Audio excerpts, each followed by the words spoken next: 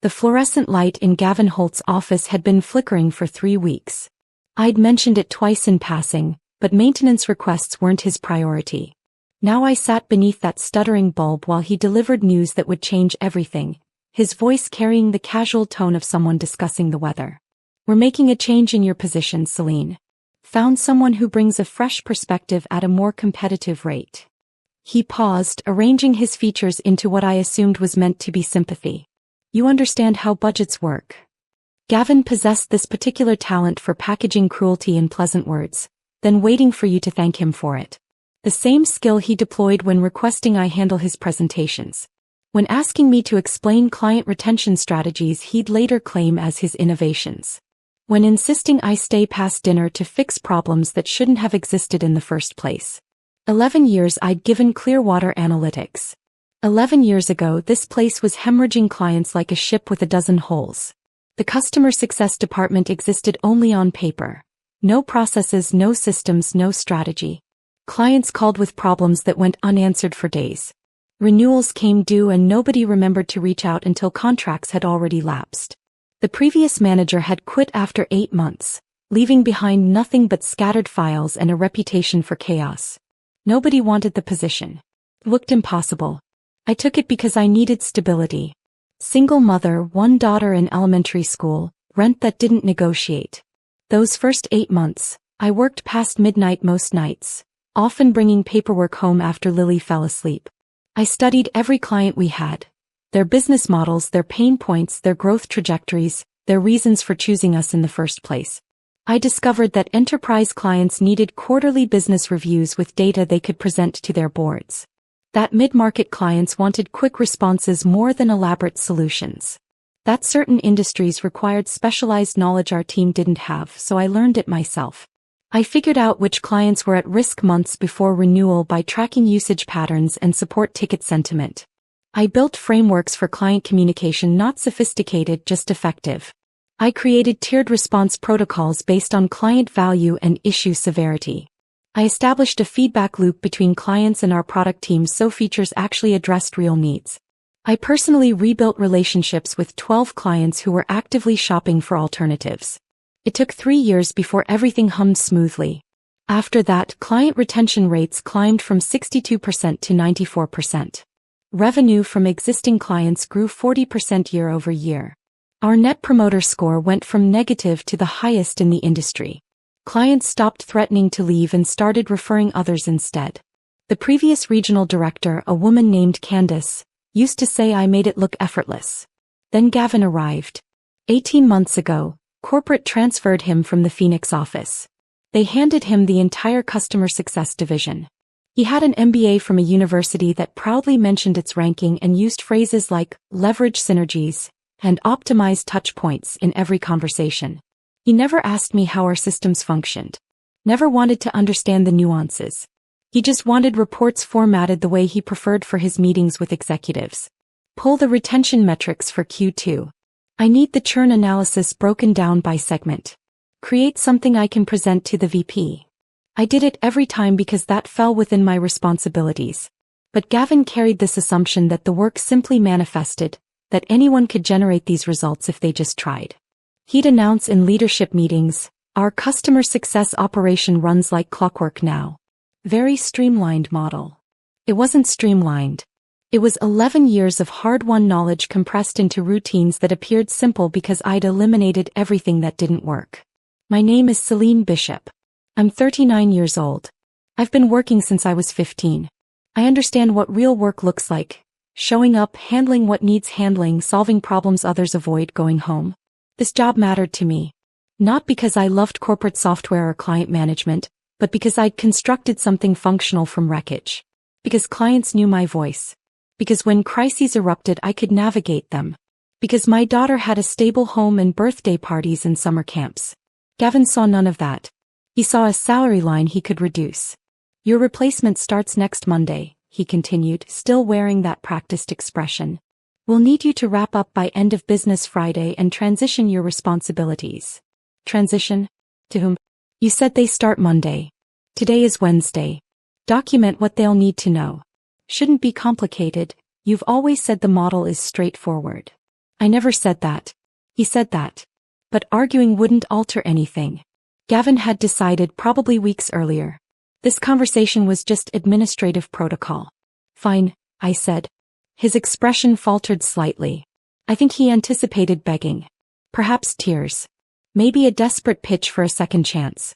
I offered him nothing. I walked back to my workspace. Not an office, just a cubicle with 2 monitors and filing cabinets where I kept client history folders, escalation playbooks, industry research, 11 years of information that couldn't be transferred in an afternoon. But I tried. I opened a document and started typing. Client names, their primary contacts, which ones needed monthly check-ins versus quarterly, which ones had complex technical environments requiring extra care, which ones were price-sensitive, which ones valued relationship over cost, how to read the early warning signs in usage data, how to interpret the dashboards I'd built, when to loop in product teams, how to handle the escalation matrix. 6 pages in, I recognized how futile this was. Whoever replaced me wouldn't comprehend any of this without context, without watching it operate in real situations, without making the mistakes and learning from them the way I had. Gavin passed by once. Progress report? It's documented. He nodded and continued walking. Nobody else acknowledged what was happening. A few colleagues glanced over. They knew, information travels instantly in environments like this. But nobody wanted involvement. Everyone had mortgages and car payments and families depending on them. I understood that. Around 4 o'clock I finished writing what I could. I packed my personal belongings into a box. A framed photo of Lily from her 6th grade graduation. A sweater I kept for over-aggressive air conditioning. A small succulent that somehow survived despite my sporadic watering. Some thank you cards clients had sent over the years. Not much to represent 11 years. I thought about the executive director, Arthur Yates. He'd been with Clearwater for 19 years. Managed 4 regions. Oversaw approximately 300 employees. Gavin reported to someone who reported to Arthur, so they'd rarely interacted directly. But Arthur and I had a connection. Started 6 years back. A new hire in the sales department had falsified client testimonials to close deals. The guy was 24, someone's college roommate who needed an entry position. He thought he could fabricate endorsements without anyone discovering them. Someone discovered them. Arthur discovered them. There was an investigation. Legal wanted to prosecute, establish precedent, demonstrate that nobody gets special treatment regardless of connections. They asked for my perspective since these were my clients whose words had been fabricated. I looked at this kid, terrified, foolish, young. He's 24, I said. Make him apologize to every client personally. Put him on probation with clear terms. But don't destroy his career over one bad decision. The room went silent. Everyone expected me to support prosecution. These were my client relationships he'd violated. Arthur studied me for a long moment, then nodded. We'll do it that way. The kid apologized to 12 clients individually, completed ethics training, stayed on probation for 6 months, never made a similar mistake. Last I heard he was succeeding in a different department. After that, Arthur started checking in periodically. Every couple months, we'd meet for coffee at this place downtown near headquarters. Nothing fancy, just coffee and conversation. He'd ask about work, about life, about Lily, about challenges I was managing. Other people found it peculiar. Why would an executive director meet regularly with a customer success manager? But Arthur wasn't status-obsessed. He remembered that I'd shown compassion when nobody else would. He valued that. We had coffee scheduled for today, 4:30. We always did late afternoon because his mornings were consumed with executive meetings. I looked at the clock. 4:15. Should I inform him I'd been terminated? Or just cancel and explain later? I decided to go home. I'd send a message later, clarify what happened. He'd understand. He might even recommend me for positions elsewhere in the company.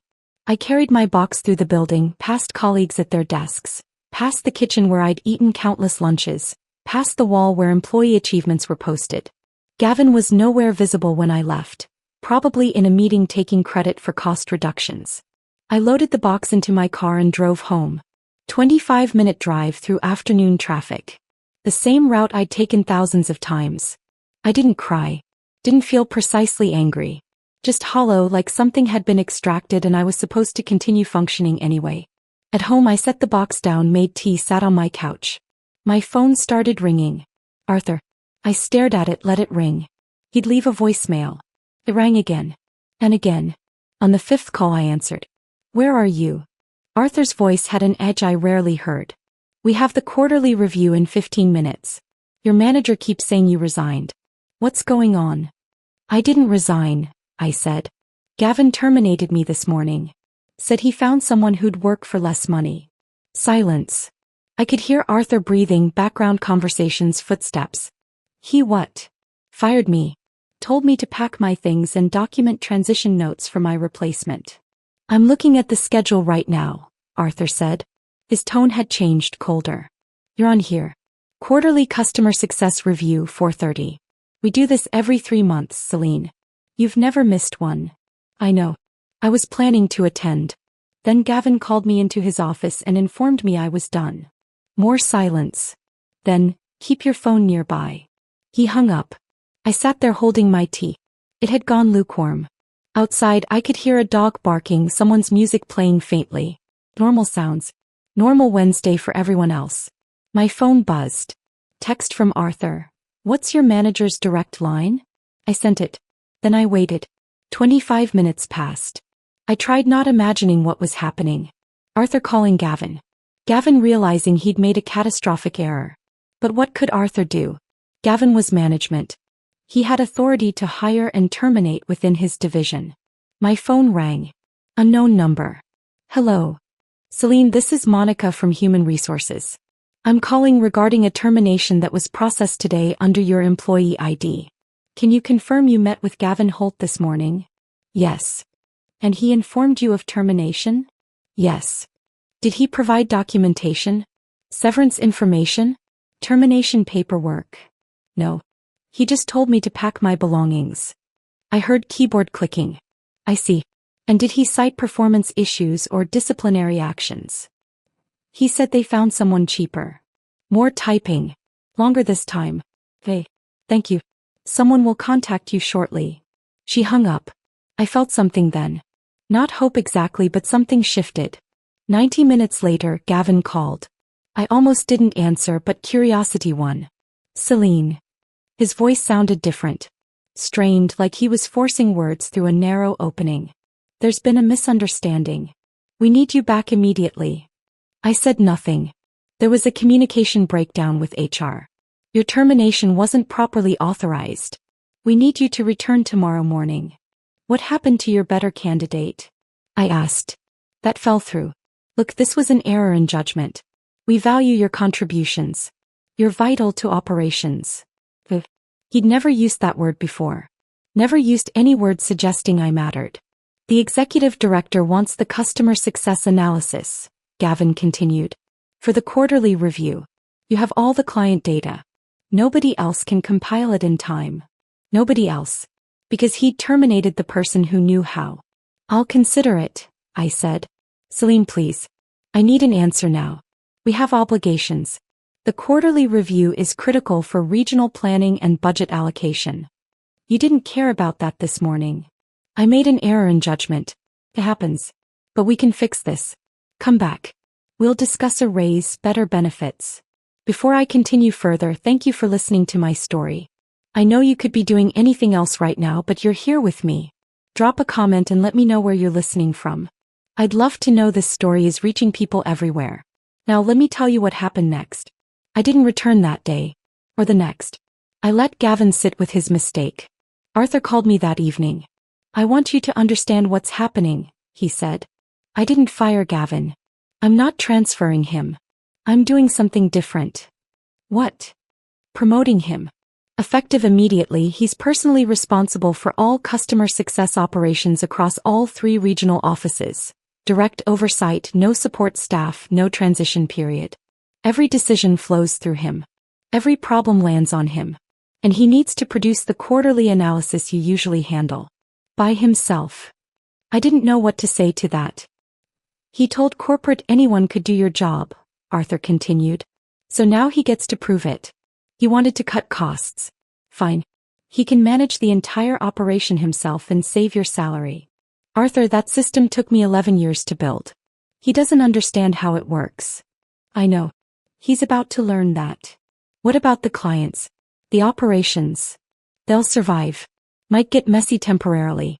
But Gavin made a decision that affects my entire region. He eliminated someone critical without consulting me, without understanding what he was losing. That has consequences. After Arthur hung up, I felt strange. Not happy exactly. Not satisfied.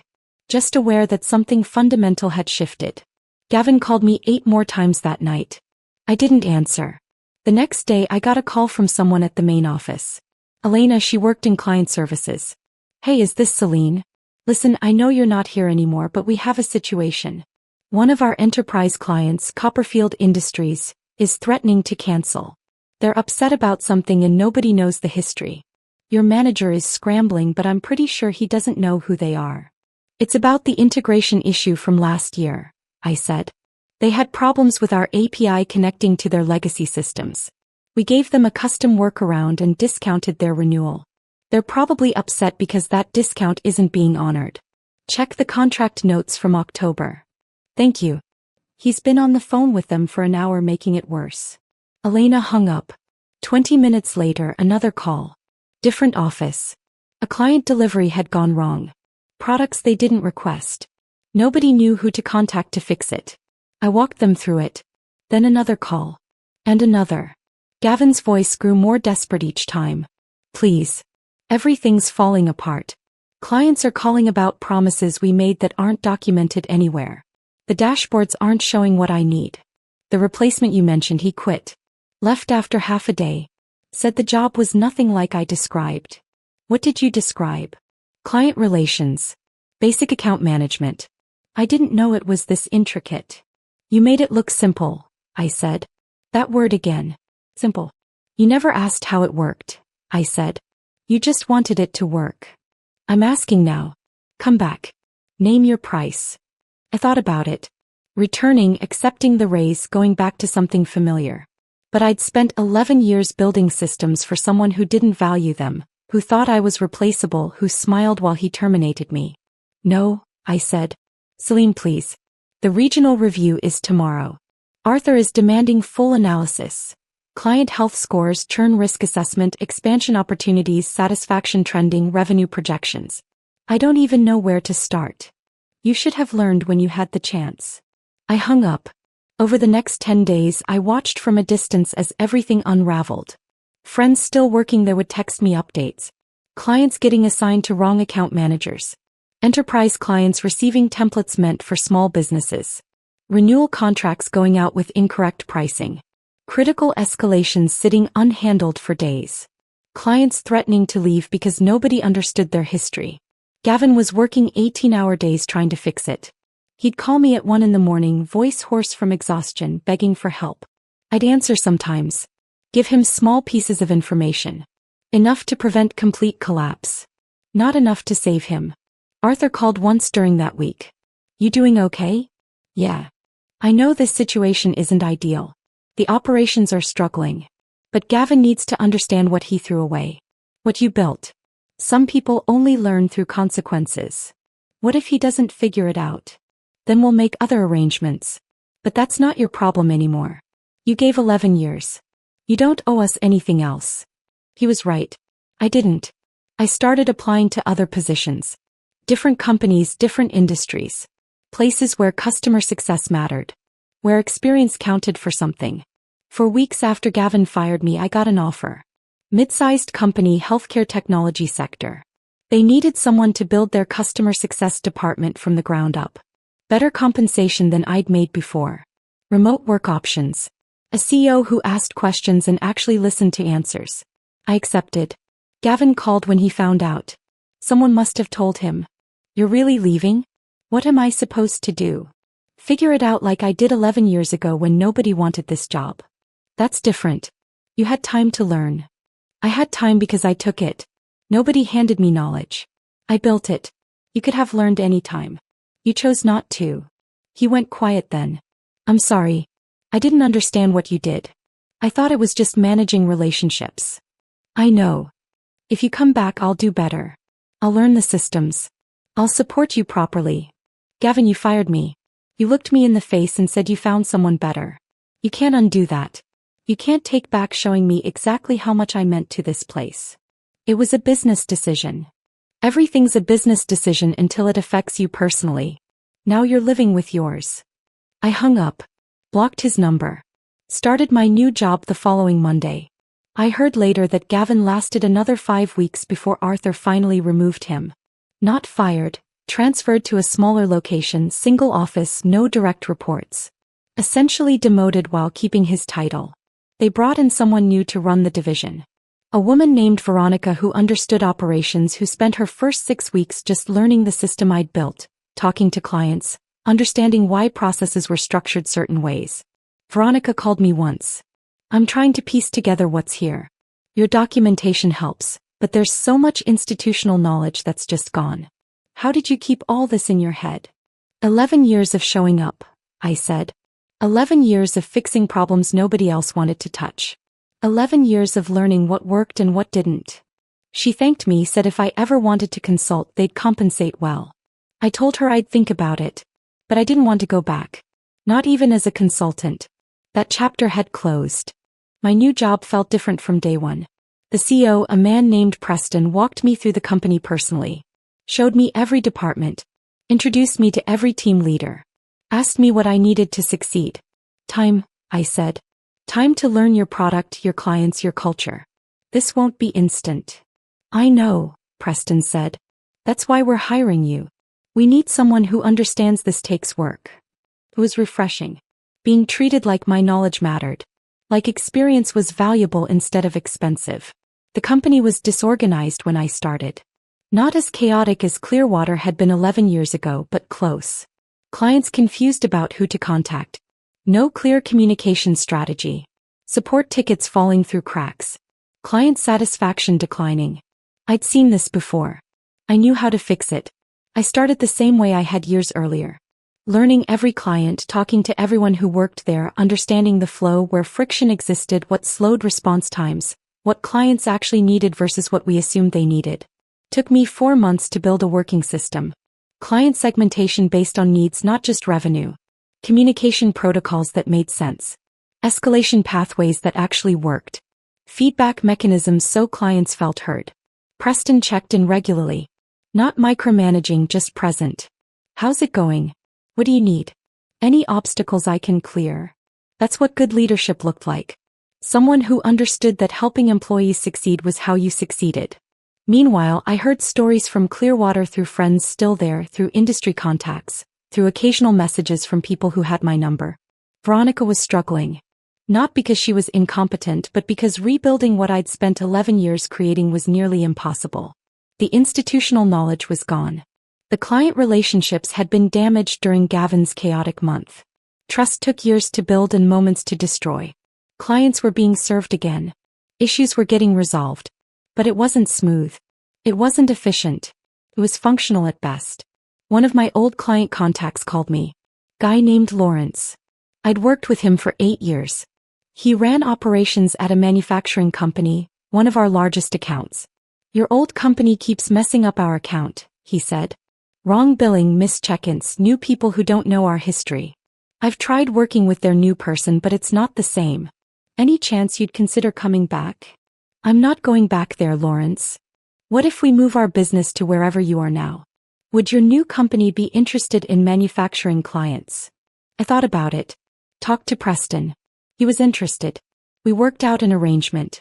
Lawrence shifted his contract to us. Then another client did the same. Then another. Within 8 months, my new company had acquired 6 major accounts that had previously worked with Clearwater. Not because I poached them, but because they valued reliability. They valued relationships. And those relationships had been with me, not with the company. Arthur called me around that time. You're stealing our clients. I'm not stealing anyone. They're making business decisions. Just like Gavin did when he fired me. Arthur laughed. Actually laughed. Fair point.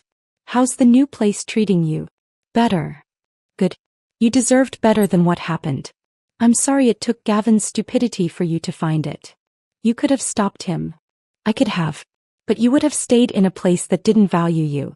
Sometimes the worst thing that happens to us is the push we need towards something better. He wasn't wrong. I'd been comfortable at Clearwater. Not happy, not fulfilled, just comfortable. Familiar. I probably would have stayed another 11 years building systems for people who didn't appreciate them. Getting fired hurt. But it freed me. Lily noticed the difference. Not just the better pay, though that helped, but my mood. My energy. She said it one evening at dinner. You seem lighter, Mom. Like something heavy isn't weighing on you anymore. She was 13, too perceptive for her own good. But she was right. I'd been carrying weight for years. The weight of being undervalued. Of working harder to prove I deserved to stay. Of making someone else look good while staying invisible myself. That weight was gone now. Work became something I did instead of something that drained me. I solved problems. Built systems. Trained new employees properly. Had conversations with leadership where my input mattered. About 10 months after I started my new job, Preston called me into his office. We're expanding. Opening operations in 2 new regions. I want you to oversee customer success for all 3 locations. Build the systems from scratch. Train leaders to help you manage it. It was a promotion.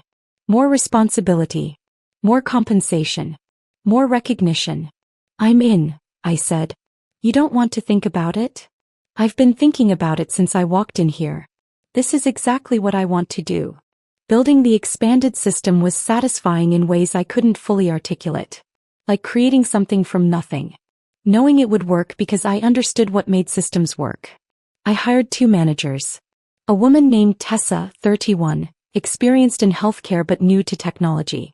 And a guy named Jordan, 26, eager to learn, asked questions constantly, wanted to understand not just what to do but why. Training them reminded me of training myself 11 years earlier. Showing them how clients move through their life cycle, why certain accounts needed specific attention, how to read satisfaction signals, when to anticipate problems before they erupted. They absorbed everything. Took notes. Made mistakes. Learned from them. Within 8 months, they were handling daily operations while I focused on strategy. That's what succession should look like. Not firing someone and hoping their replacement figures it out, but deliberately building knowledge, passing it on, creating systems that survive beyond one person. Clearwater never contacted me again after that first conversation with Veronica. I heard through various channels that they'd stabilized. Not great. Not back to what it was. But functional enough to keep operating. Gavin disappeared from my awareness entirely. I didn't ask about him. Didn't look him up. Didn't care. Some people thought I should feel triumphant. Like I'd won something. But it didn't feel like winning. Felt like moving forward. Like leaving behind something that didn't serve me and finding something that did. One afternoon, about 14 months after I'd been fired, I was at our new regional office reviewing a client implementation when my phone rang. Unknown number. I almost didn't answer, but something made me. Celine, this is Kyle. I don't know if you remember me. I worked in support at Clearwater. I handled Tier 2 escalations. I remembered. How are you, Kyle? I'm okay. Listen, I'm calling because I'm leaving the company. Found something else. And I wanted to thank you before I go. Thank me. You probably don't remember, but 4 years ago I made a huge mistake. Accidentally deleted a client's entire configuration. Cost them 2 days of downtime. I thought I'd be fired. You came to the support area. I was panicking. You said mistakes happen. Let's fix it. You stayed 6 hours after your shift helping me rebuild it. You never told anyone it was my fault. You took responsibility in the incident report. I did remember vaguely. It had seemed like the right thing to do at the time. Kyle was a good employee. One mistake didn't define him. You didn't need to call, I said. But I appreciate it. I needed to. Because when you got fired I felt sick. We all did. You'd helped so many of us over the years. Fixed our problems. Covered our mistakes. Taught us how to do things right. And the company just threw you away like you were nothing. Kyle. Let me finish. I wanted you to know that we noticed. We remembered. And I'm not the only one who's left since then. A lot of people have. Because if they could do that to you, they could do it to anyone. You showed us how we deserve to be treated. And when they treated you like that, it opened our eyes. After Kyle hung up, I sat in my car for a while thinking about what he'd said. I'd never considered that my firing affected other people. That it sent a message beyond just me losing a job. That it showed everyone else exactly how much loyalty meant to that company. Over the next few months I heard similar stories. People reaching out, thanking me, telling me they'd moved on to better situations. Some had taken positions at my new company. Others had found different paths entirely. It was strange. Being fired had felt like an ending, like failure. But it had actually been a catalyst. For me. For others. For change that needed to happen anyway. Preston mentioned it once.